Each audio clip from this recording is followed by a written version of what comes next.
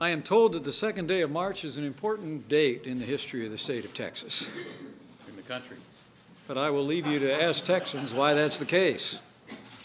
But today, on this second day of March, on behalf of the President of the United States, it's my great privilege to administer the oath of office to a great Texan. The 14th Secretary of Energy will be Governor Rick Perry.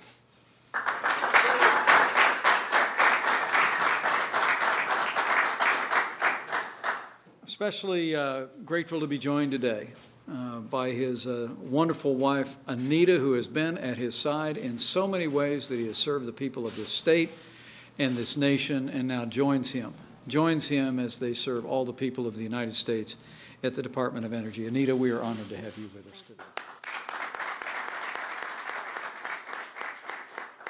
Also grateful to be joined by so many other friends and colleagues, but most notably, the Senator from Texas, Senator Ted Cruz. Thank you for joining us today for this important occasion.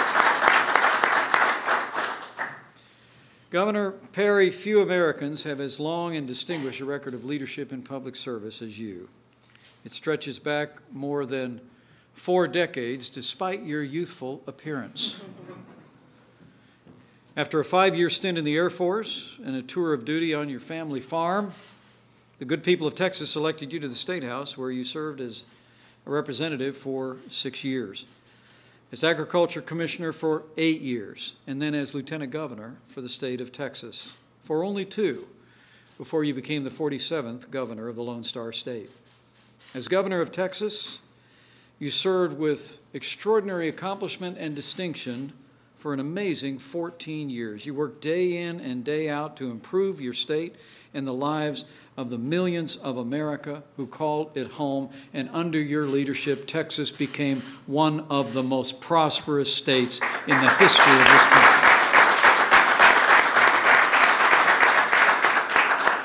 Under your leadership, Texas became synonymous with a booming economy, but you also oversaw an energy revolution that benefited not only Texas, but the United States of America as a whole. Let me say from one former governor to another, how grateful I am that you're willing to respond to the call of President Trump and bring your extraordinary character and abilities to the task of leading the Department of Energy for the United States. President Trump called you to this role to serve as the 14th Secretary of Energy because of who you are, because of what you've done, and because of what both of us and the people who know you well know you will do to lead the Department of Energy to even greater heights. Safeguarding America's nuclear arsenal, promoting energy production and independence for a 21st century economy, the President and I have absolute confidence in your leadership and in your ability to get the job done. Rick, thank you for stepping up again to serve your country at such a time as this. On behalf of President Trump, it's my great privilege to administer to you the oath of office. If you'll step to the right, place your left hand on your Bible, raise your right hand and repeat after me. I, James Richard Perry, do solemnly swear. I, James Richard Perry, do solemnly swear that I will support and defend the Constitution of the United States. that I will support the Constitution of the United States against all enemies, foreign and domestic. against all enemies, foreign and domestic. That I will bear true faith and allegiance to the same. And I will bear true faith and allegiance to the same. That I take this obligation freely. That I take this obligation freely, Without any mental reservation without mental reservation or purpose of evasion. or purpose of evasion.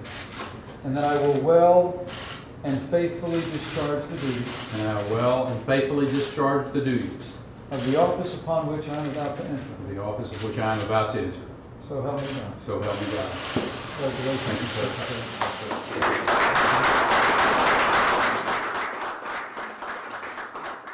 Recent threats targeting Jewish community centers and vandalism of Jewish cemeteries, as well as last week's shooting in Kansas City, remind us that while we may be a nation divided on policies,